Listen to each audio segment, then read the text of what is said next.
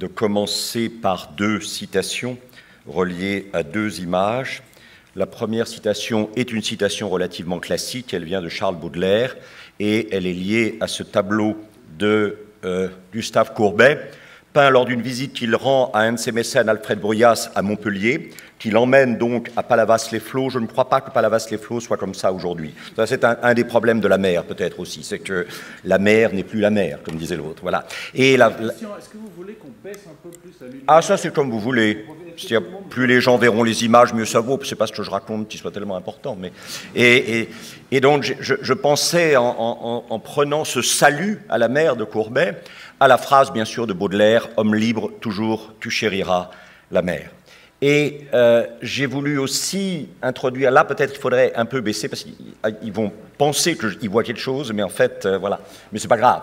Alors, ce tableau, vous le connaissez probablement, c'est un tableau très typique du romantisme allemand, qui est un tableau de Gaspard David Friedrich et qui s'intitule « Moine au bord de la mer ».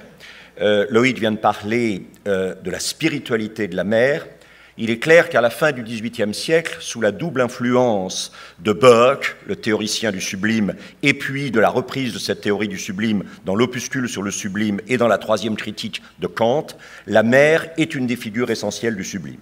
Par deux aspects, sa dimension, qui transcende évidemment ce que le XVIIIe siècle a essayé de mettre en place, c'est-à-dire une dimension de la rationalité lumineuse qui met l'homme, suivant l'idée de Protagoras, comme mesure de toute chose. La mer apparaît démesurée, et elle apparaît démesurée par son extension latérale et en même temps par la verticalité qu'elle peut, lors des tempêtes, suggérer, qui renvoie d'ailleurs au gouffre des montagnes qu'on est en train de redécouvrir exactement à ce moment-là, puisque vous savez que c'est dans les années 1787, si mon souvenir est bon, que Saussure va réaliser la première ascension du Mont Blanc. Donc la découverte, la redécouverte du sublime, c'est-à-dire tout ce qui transcende l'idée que la Terre n'est là que pour l'homme, et que l'homme est la mesure de cette terre, souvenir de l'homme vitruvien léonardesque, mais qui véritablement fait de la mer, à la fois par sa dimension et par sa puissance, quelque chose qui est une des figures, effectivement, du sublime. Alors la citation, je m'excuse, c'est une citation anglaise, alors marine française, anglaise... Enfin bref, bon, passons. Vous avez réglé vos comptes. Merci Loïc de solder définitivement ça. La citation vient du sonnet de Keats qui s'appelle Bright Star, étoile brillante, et dans ce sonnet, Keats dit à un moment ces deux vers absolument superbes, « The sea, at its priest-like task of pure ablution round earth's human shores ». La mer a sa tâche sacerdotale de pure ablution autour des rivages de la Terre. Donc en fait, la mer est chargée d'un lavage lustral constant des impuretés de la Terre. C'est sa fonction, c'est celle qui redonne finalement constamment à la Terre sa pureté primitive qu'elle avait en sortant des mains du Créateur. C'est assez beau, évidemment, et on comprend que Friedrich se soit fasciné pour ça. Alors, une petite chose tristounette, parce qu'il faut de temps en temps aussi passer par les choses, vous avez devant vous la seule marine qu'ait réalisée Rembrandt. Il l'a peinte en 1633, et cette marine a été volée le 18 mars 1990 au musée Isabella Stewart Gardner à Boston, et elle n'a jamais redisparu. Le Vermeer qui l'accompagnait dans le vol n'a pas réapparu non plus. Donc vous voyez, cette marine de Rembrandt étonnante, qui est une tempête apaisée et qui renvoie évidemment au problème de, sinon l'hostilité de la mer, au moins le combat perpétuel de l'homme avec la mer. Ceci, effectivement, est assez émouvant et triste de penser que ce tableau de Rembrandt a disparu. Alors, bon, si on remonte très loin dans la représentation de la mer, on peut commencer évidemment avec la tapisserie de la reine Mathilde, où la mer sert évidemment de vecteur à une traversée d'un territoire qu'on occupe vers un territoire qu'on veut occuper, bien sûr, c'est-à-dire évidemment la mer sert de vecteur à un transport qui va déclencher la guerre, la conquête, l'occupation par les Normands du royaume saxon d'Angleterre et l'accession en 1066, après la bataille de Hastings, de Guillaume, le duc de Normandie, au trône de Guillaume Ier d'Angleterre. Alors, j'ai choisi de vous montrer ici que quand même la mer a toujours été présente dans l'histoire de la peinture. Je trouve que l'idée de Loïc est excellente. Est-ce qu'on peut peindre la mer? Ça n'est pas sûr. Mais est-ce qu'on peut la représenter? Ça, probablement. C'est un tableau de Bicci di Lorenzo, qui est un peintre siennois, qui date de 1433-1435 et qui fait allusion à quelque chose que les gens connaissaient à l'époque, c'est-à-dire, finalement, un miracle de Saint-Nicolas de Bari. Saint-Nicolas de Bari, appelé au secours par l'équipage d'un bateau qui est en train de sombrer dans la Méditerranée, Nicolas de Bari apparaît de façon très céleste, très aérienne, pour sauver ses marins. Et alors vous voyez que la force de la mer est très nettement marquée, composée avec le vent, bien sûr, puisque Bicci di Lorenzo vous montre effectivement les voiles en train d'être déchirées et la menace qui pèse sur le fait que le bateau va devenir ingouvernable. Et vous voyez que, évidemment, à l'intérieur, il y a pas mal d'agitation. On est en train de se délester du trop lourd, parce que, évidemment, il faut conserver une possibilité de naviguer. Et c'est finalement le personnage qui est ici qui va faire intervenir Saint-Nicolas de Bari, qui va apaiser la tempête. Alors la tempête apaisée, c'est un thème hagiographique classique qui vient d'une origine christique et qui est transféré sur un certain nombre de disciples. Et alors ce qui m'intéresse beaucoup, c'est ce qu'on voit là. J'adore la petite chaloupe, c'est ce qu'on voit là. C'est-à-dire que la mer a à la fois une force destructrice quand elle est liée au vent, mais elle a aussi une force séductrice qui a été toujours représentée traditionnellement par les sirènes. Et vous le voyez beaucoup plus lointain, loin dans le temps que la tapisserie de Bayeux, dans la poterie grecque, on voit déjà la représentation de cet épisode fameux de l'Odyssée, où Ulysse sera obligé de se faire attacher au mât pour ne pas céder au chant des sirènes. Et vous voyez bien que dans la dialectique spatiale et de valeur éthique que pose le tableau de Bicci di Lorenzo, je suis désolé de vous le dire, la mer est plutôt du côté du piège et du mal, puisque c'est elle qui contient la sirène, même si par ailleurs elle permet de transgresser les limites spatiales, et c'est plutôt de l'aérien qu'intervient effectivement le salut dans le tableau de Bicci di Lorenzo. Ça, c'est très intéressant. C'est une gravure de William Blake, le grand poète pré-romantique et graveur pré-romantique anglais, qui représente sa détestation absolue, Newton. Newton est pour lui le comble de l'horreur, c'est-à-dire c'est quelqu'un qui est sans vision parce qu'il s'intéresse simplement aux choses telles qu'elles sont, ce qui est très faux. Newton est un personnage fascinant et qui avait de la vision. Mais Blake veut le voir comme un scientifique uniquement centré sur. Et alors regardez où il le peint sous la mer. Et pourquoi est-ce qu'il le peint sous la mer? Parce que dans la vision occultiste, les 4 éléments sont rangés hiérarchiquement. En haut, bien sûr, l'air, qui est le pneuma absolu. Ensuite, la transformation du matériel en pneumatique par le feu. La terre, qui a l'avantage d'avoir le matériel sous les pieds, mais la bouche, la tête, évidemment, dans le pneuma. Et alors, à l'époque, Priestley n'avait pas encore découvert qu'il y avait de l'hydrogène dans l'eau, et donc on pensait que l'eau était le seul élément non pneumatique. Donc c'était l'élément le plus matériel, le plus solide, le plus, si vous voulez, rationnel dans une étroiteté d'une vision embourbée dans la matière. Et donc, où est-ce que Blake met Newton, son ennemi déclaré de la vision poétique? Il le met sous l'eau, parce que c'est là, finalement, qu'on est le plus prisonnier de la matière. Alors, échappons-nous à ça, revenons un tout petit peu en arrière. Je crois que c'est la première représentation d'un port que nous ayons, par Pierre Vogel l'Ancien, qui représente ici le port de Naples. Est-ce qu'il l'a vu? On n'est pas sûr. Il l'a probablement imaginé d'après des gravures. Je vais laisser ça de côté parce que le plus important me paraît ce tableau, dont nous n'avons aucune version autographe. C'est-à-dire que vous le savez, à l'époque, quand vous rentriez dans l'atelier d'un peintre et que vous disiez « Oh, mais je veux ça », le tableau était déjà commandé. Donc la seule chose que vous puissiez espérer, c'était d'avoir une copie d'atelier faite par les assistants du maître et vous payez le prix suivant le temps que le maître lui-même avait passé sur la copie. Donc nous avons 2 versions, probablement copies, de ce tableau, La chute d'Icare par Bruegel, l'une au musée Van Buren, dans la banlieue de Bruxelles, et l'autre au musée royal des Beaux-Arts de Bruxelles.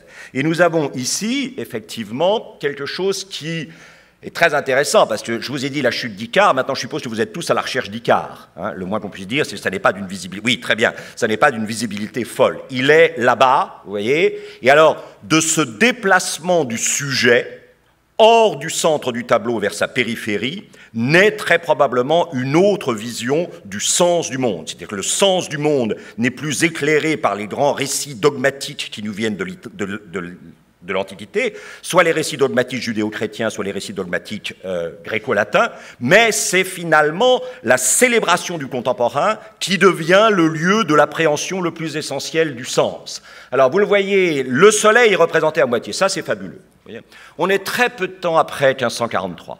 On est très peu de temps après la publication simultanée du De Revolutionibus Orbium Coelestium de Copernic, dont il donne le bon à signer sur son lit de mort, parce qu'il n'est pas fou, il ne peut pas brûler. Et puis, la même année, en 1543, Vézal, qui donne le bon à tirer du De Humani Corporis Fabrica.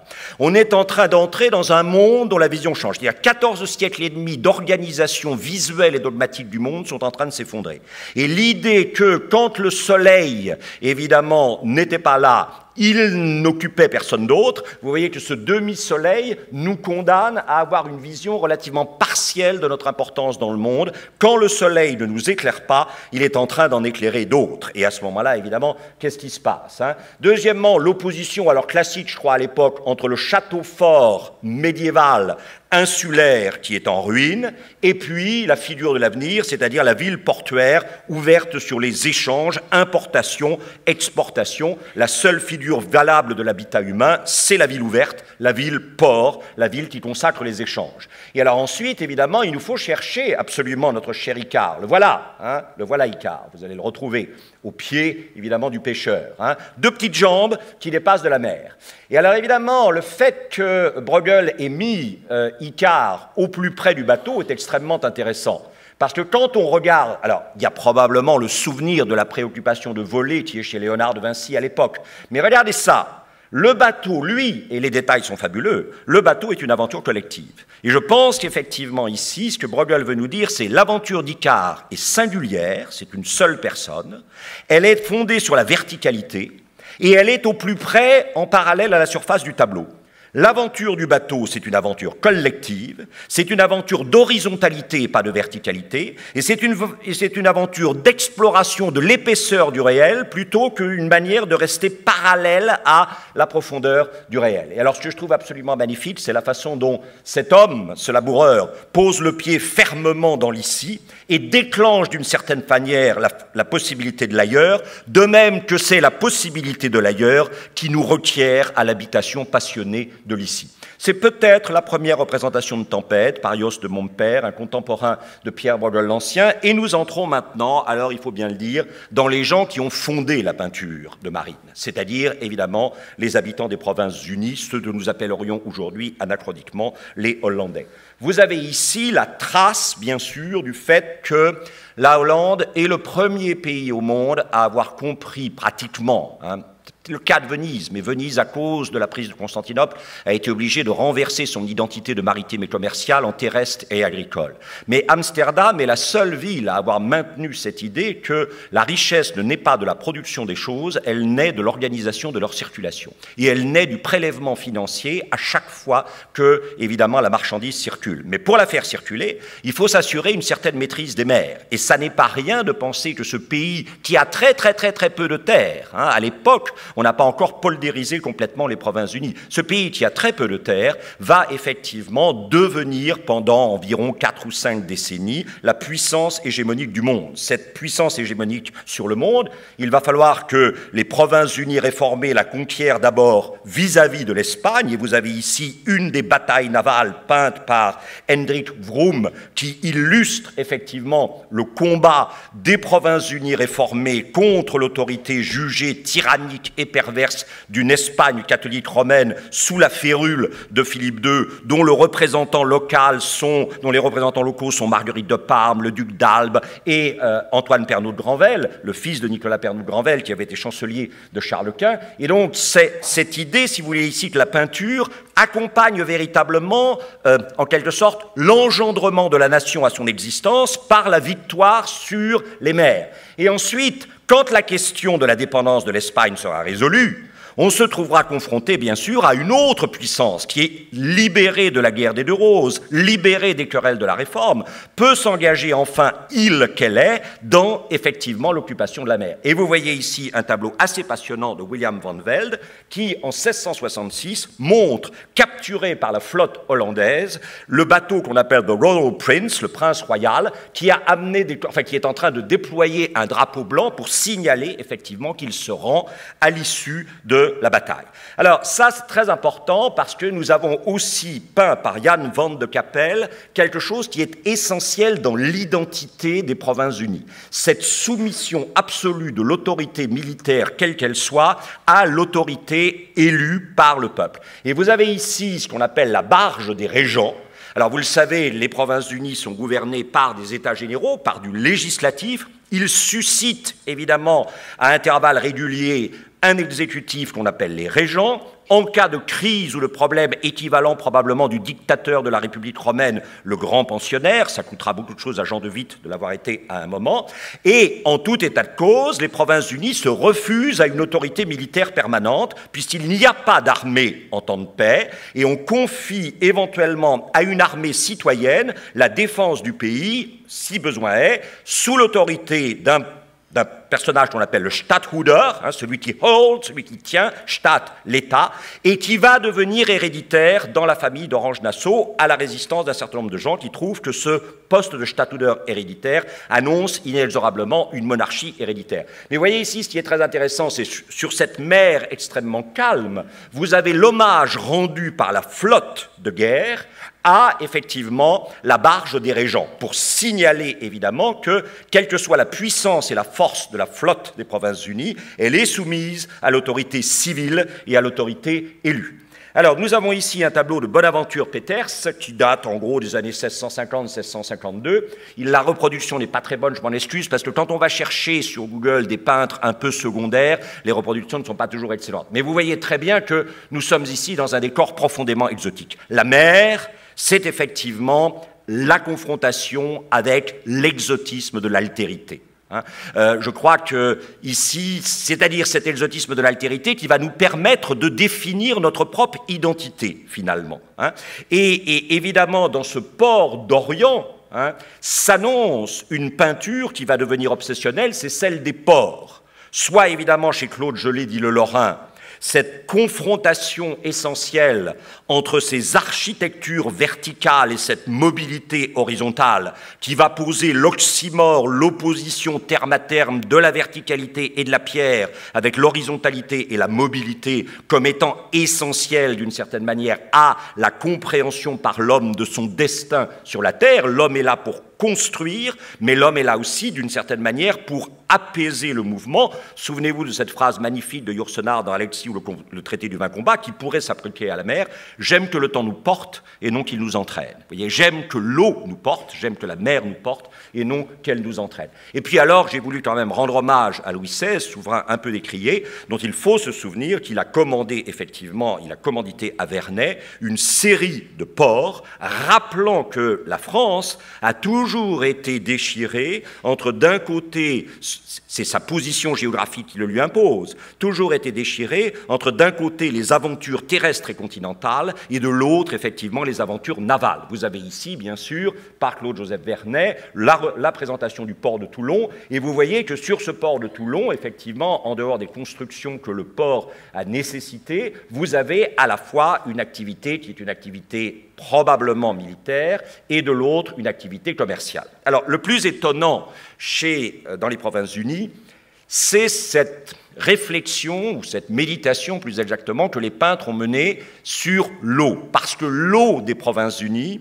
est une eau qui, avant la poldérisation systématique, mélange de façon extraordinaire l'eau douce et l'eau saumâtre ou l'eau salée. C'est-à-dire que, évidemment, les fleuves sont envahis à intervalles réguliers par ce qu'on appelle dans le sud-ouest le mascaret, la marée qui remonte. Et donc, l'eau dans les Provinces-Unies est une eau qui mélange le salé et l'eau douce. Et qui, souvent, à l'écart de la côte, présente des surfaces d'eau absolument impeccables, totalement lisses, qui apparaissent presque comme des voies de passage.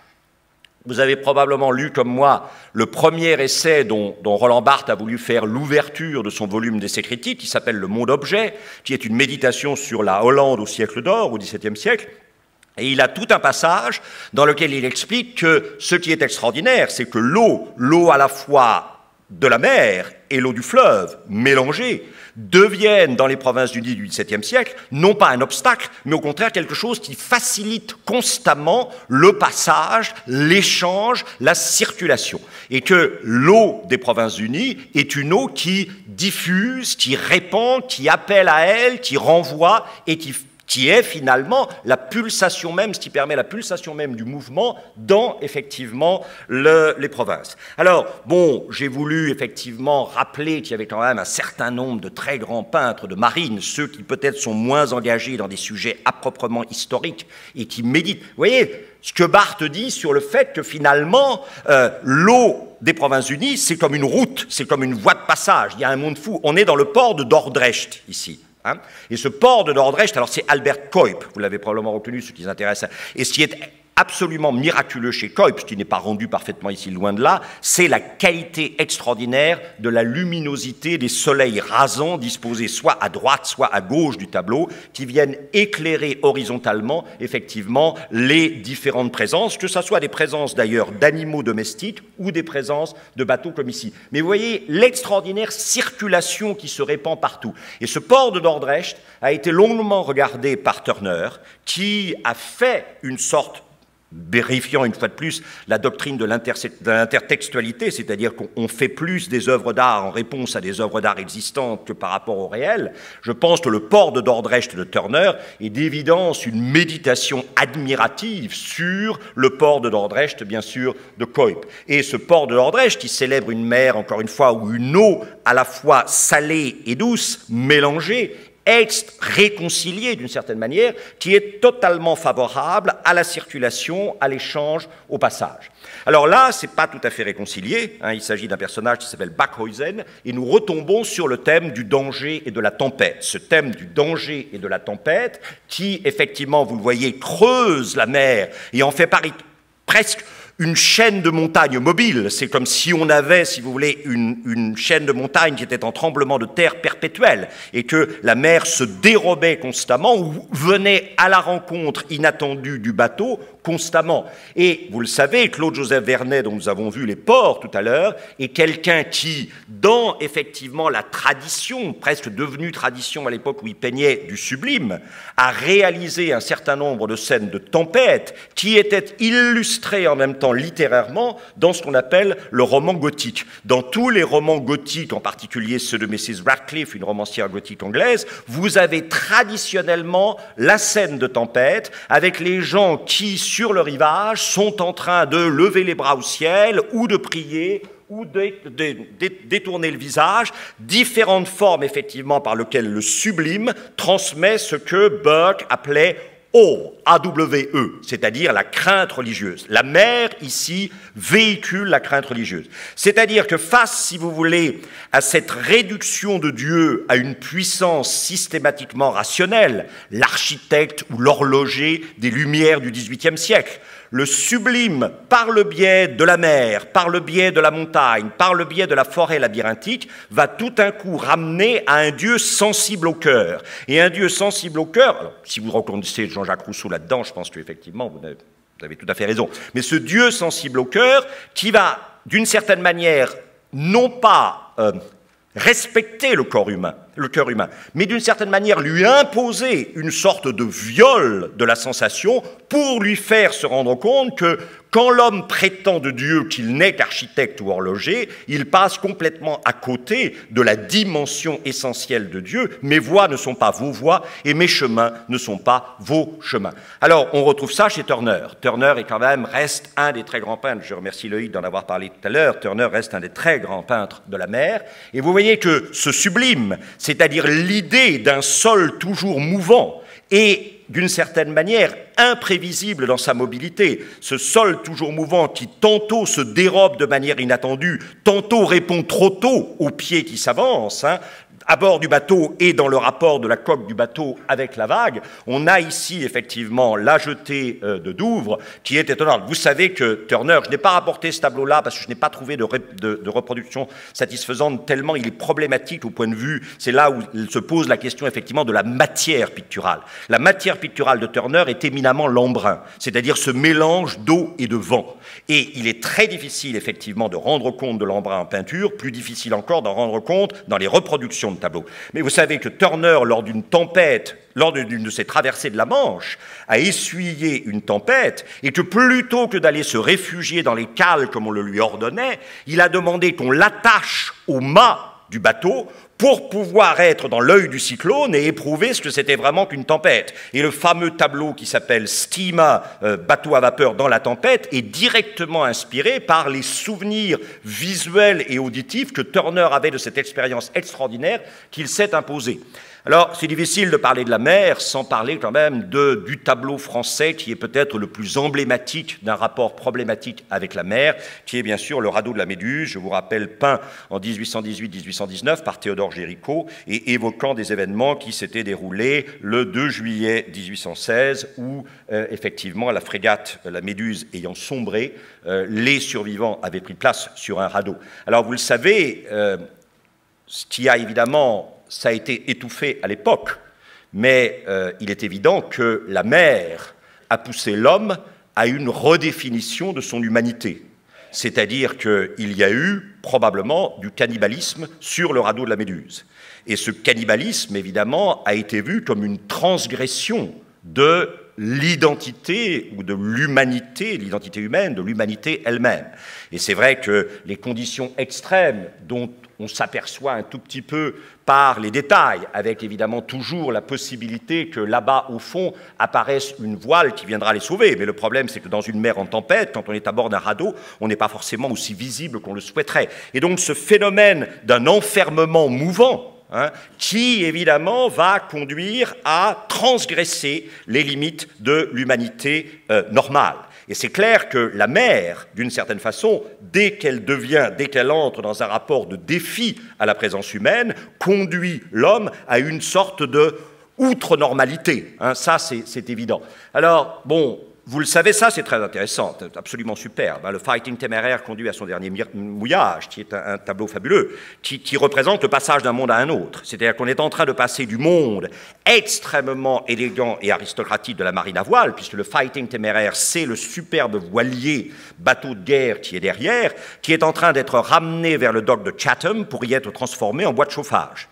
Et ceci est réalisé, évidemment, grâce à cette espèce d'affreux petit bateau au premier plan, moche, un peu avec sa cheminée noire qui crache le feu et qui est, si vous voulez, un tout petit peu petit, nul, trapu, par rapport à l'élégance, effectivement. On est en train de changer de monde. Et alors Turner, évidemment, a bien pris soin de faire reposer sur cette mer un soleil dont bien malin qui saurait dire s'il est couchant ou levant. Il est à la fois couchant pour la marine à voile et levant pour la marine à vapeur. Et il est clair que, comme il m'arrive parfois de le dire à des leaders en entreprise, il faut quand même ne pas se tromper entre soleil couchant et soleil levant, parce que sinon, il n'y a rien qui ressemble tant à... Alors, qui se souvient aujourd'hui que Manet a été un peintre de marine, et pas simplement de personnages sur la plage, on y reviendra dans un instant, mais qu'il a peint de façon extraordinaire, en 1865, une des batailles navales de la guerre de sécession.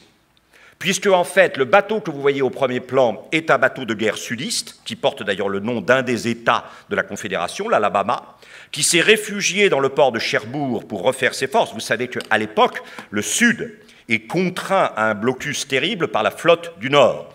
Je ne vais pas inviter les dames, ce serait sexiste, mais je vous rappelle que Red Butler, dans Autant en emporte le vent, est la coqueluche de la bonne société d'Atlanta parce qu'il est un blockade runner, c'est-à-dire c'est un briseur de blocus. Et qu'est-ce qu'il fait? En partant évidemment des États-Unis ou des États confédérés, il emporte le coton qui va être la richesse vers évidemment Liverpool d'abord et Manchester ensuite, et avec l'argent de ce coton, le Sud va pouvoir acheter, le Sud qui n'est absolument pas industriel, va pouvoir acheter évidemment des armes et des munitions. En encore faut-il qu'au retour, les bateaux puissent, je vous rappelle que, enfin, je ne pense pas me tromper, mais les spécialistes me corrigeront si je me trompe, la guerre de sécession est probablement la première guerre où on a utilisé véritablement les cuirassés, c'est-à-dire on a recouvert les coques de bois de plaques de métal pour protéger. C'est aussi apparemment la première guerre où on a tenté d'utiliser ce qui ressemblait extraordinairement aux sous-marins. Et alors, le combat, parce que évidemment, l'Alabama, quand il est sorti du port de Cherbourg pour retourner vers le sud des États-Unis, était attendu par son équivalent nordiste qui s'appelait le Kearsarge. Et le Kearsarge l'a coulé. Et alors, ce qu'il y a d'absolument fabuleux, c'est que le combat s'est passé le 19 juin 1864, le combat naval. Il s'est passé à la sortie de la rade de Cherbourg et tous les Français du coin sont venus au spectacle. Et c'était vraiment le spectacle, voir un bateau sudiste coulé par un bateau nordiste. Hein. C'est tout à fait étonnant. On a oublié ça. Alors, évidemment, on a au premier plan un bateau français très nettement reconnaissable, qui est un bateau de spectateurs, qui est presque le bateau arbitre, en quelque sorte. Et puis ensuite, vous avez en travers, évidemment, le bateau sudiste et derrière, le bateau nordiste. La mer réapparaît comme figure essentielle de libération à propos de ce personnage qui s'appelle Henri Rochefort. Henri Rochefort, vous savez, était un polémiste qui s'était attaqué à Napoléon III et qui ensuite a joué un rôle assez en avant dans la Commune. En 1873, il a été condamné à être envoyé au bagne de Nouméa et de façon extraordinairement spectaculaire, il s'est échappé à bord d'une baleinière du bagne de Nouméa. Et Manet, dont les convictions politiques étaient plutôt du côté, effectivement, de Rochefort, a peint deux versions de l'évasion de Rochefort par la mer. Une première version, ici à gauche, qui est à Zurich, dont vous voyez que vraiment, le côté héroïque de Rochefort qu'on voit ici à l'avant de la baleinière, le sujet, c'est vraiment, effectivement, l'homme héroïque qui utilise la mer pour échapper à une condamnation qu'il juge injuste. Alors que dans la deuxième version, qui est à Orsay, je ne pense pas du tout que la leçon, et ça vient du traitement de la mer. La mer, vous le voyez, est réduite à un statut ici de simple décor, alors qu'ici, par le fait que la baleinière est réduite à très peu de choses, finalement, on voit bien que la mer devient un personnage et qu'elle renvoie à l'insignifiance, même l'action héroïque positive de l'homme. La mer spatiale est en fait une sorte de temporalité qui renvoie à l'insignifiance, même le geste héroïque humain. Alors, vous connaissez peut-être ce tableau, c'est un tableau personnellement que j'aime infiniment, c'est un tableau qui a appartenu au grand critique d'art et critique social anglais John Ruskin, qu'il avait acheté à celui qu'il a découvert et dont il a été le grand défenseur, c'est-à-dire Turner. Ce bateau fait allusion, bien sûr, à la pratique du commerce triangulaire, que je vous rappelle ici brièvement, Europe, Afrique, Amérique. Le bateau ne doit jamais être vide, la valeur de la cargaison doit augmenter à chacune des trois étapes du commerce triangulaire. Et vous savez qu'à l'intérieur de ces bateaux, une fois qu'ils avaient quitté la côte africaine, il y avait des esclaves qui étaient arrangés suivant le système du tight packing ou du loose packing, c'est-à-dire on entassait de manière assez lâche ou on entassait de manière étroite. Le calcul était très simple. Lâche, il en survivra plus. Si on entasse de manière étroite, bon, il en mourra beaucoup, mais finalement, il en restera suffisamment pour qu'on puisse les vendre en arrivant sur le marché de Charleston, de Savannah ou de Richmond. Et vous voyez qu'ici, le bateau de slave ship vient de jeter à la mer un certain nombre d'esclaves morts. Ça, c'est absolument... Et alors, on voit d'un seul coup que la mer va prendre le rôle du justicier.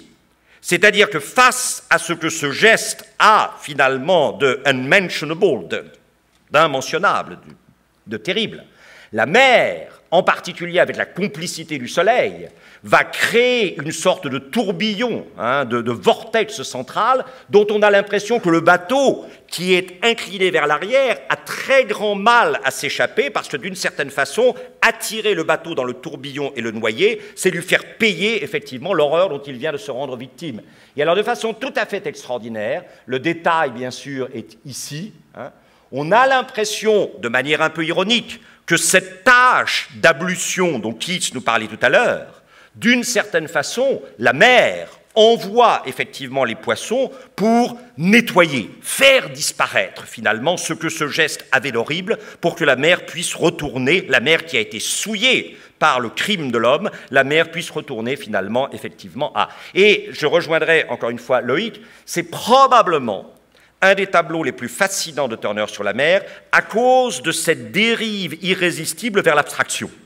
On a l'impression finalement qu'ici, l'abstraction devient plus importante que la description. Ces couleurs à la fois blanches, or et rouge, l'or et le rouge qui sont les grandes couleurs du pouvoir, c'est comme si la mer s'arrogeait le droit de justice essentiel qui n'appartient normalement effectivement qu'au pouvoir royal qui le reçoit du pouvoir divin.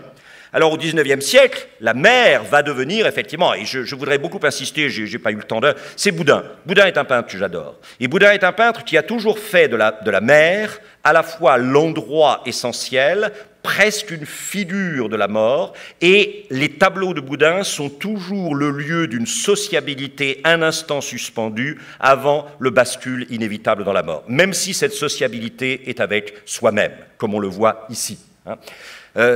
Loïc, on ne s'était pas concerté, mais c'est évident que je pouvais difficilement parler de la mer sans évoquer Whistler, et vous avez ici un Whistler qui est, vous savez, ami de Courbet et qui va hanter avec Courbet les plages du nord de la France, et ce que vous disiez tout à l'heure, Loïc, sur cette capacité d'une quasi-abstraction à rendre probablement mieux compte de l'émotion que suggère la mer qu'une véritable description, c'est évidemment ici, avec ce personnage fantomatique, sorte d'autoportrait whistlerien, disparaissant quasiment dans l'eau, ou disparaissant en tout cas dans la matière aqueuse du tableau, de la peinture, qui est véritablement exceptionnel. La mer est suggérée ici dans les ultimes papiers découpés de Matisse, et ça j'aime beaucoup, c'est peu connu.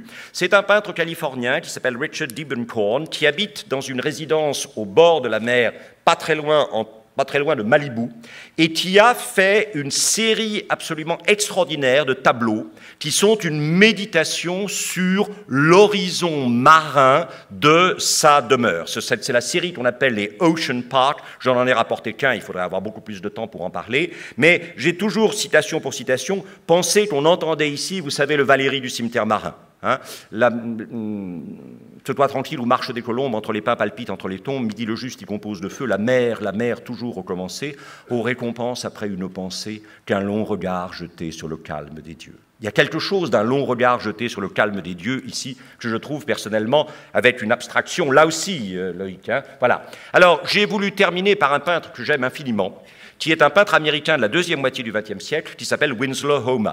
Winslow Homer est un homme de la côte nord-est. Il passe son temps entre Boston et Prouts Neck, dans l'État du Maine, où il a son atelier. Et vous voyez qu'ici, il a accompagné beaucoup de marins en mer. Il a vécu, je crois, l'exaltation de la marche sur les eaux, en même temps que l'angoisse, effectivement, de la revanche de la mer sur ce geste toujours un peu transgressif. Et vous voyez qu'ici, ce qu'on appelle the fog warning, c'est-à-dire l'avertissement donné par la brume qui se lève, fait effectivement se tourner de manière inquiète le regard du marin expérimenté et du pêcheur qui a finalement prélevé sur la mer, évidemment, la vie pour la rapporter sur la terre. Mais ça aussi, Homer est un admirable aquarelliste. Probablement, les peintres anglais, les peintres américains de la deuxième moitié du XIXe siècle sont souvent de très bons aquarellistes. Et lui est un admirable aquarelliste. Et vous voyez aussi ici la revanche de la mer. On peut imaginer d'une certaine manière que la suite de ce tableau-ci, c'est cette aquarelle-là. C'est-à-dire le moment où le corps du marin est rejeté sur la plage avec, évidemment, le bateau fracassé, comme si la mer se réservait le droit de punir ceux qui s'engagent sur elle sans en avoir compris, évidemment, la force et le côté complètement presque transcendant. Mais ce qu'il y a de plus intéressant chez Winslow Homer, ce sont les tableaux de la fin.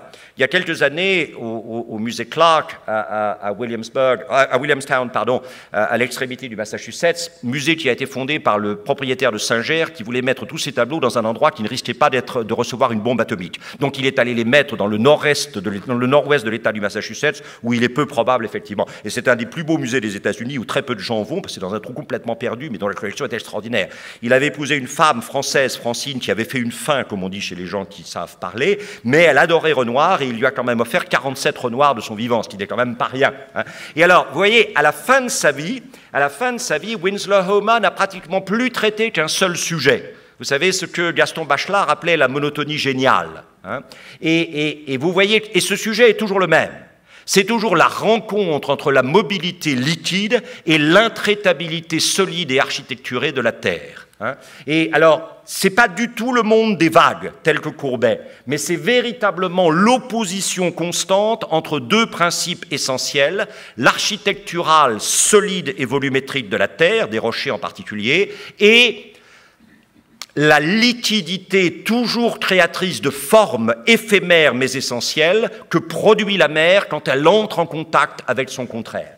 Et vous voyez, c'est absolument superbe, parce que si vous vous souvenez de notre ami Paul Cézanne, disant traiter la nature par le cône, le cylindre, le cube, etc., il y a une sorte de géométrie essentielle et de solidité essentielle dans la côte du Maine, telle que Homer la voit, mais ce n'est pas cette côte-là qui l'intéresse. Ce n'est pas non plus la mer qui l'intéresse. Ce qui l'intéresse, c'est la rencontre entre ces contraires. Nicolas de Cuse parlait d'une coincidentia oppositorum, d'une coïncidence des contraires. En fait, ce que Homer est en train de vous montrer, c'est un oxymore. Et il n'y a pas véritablement de vision poétique sans, en son cœur, toujours une dimension d'oxymore. Merci.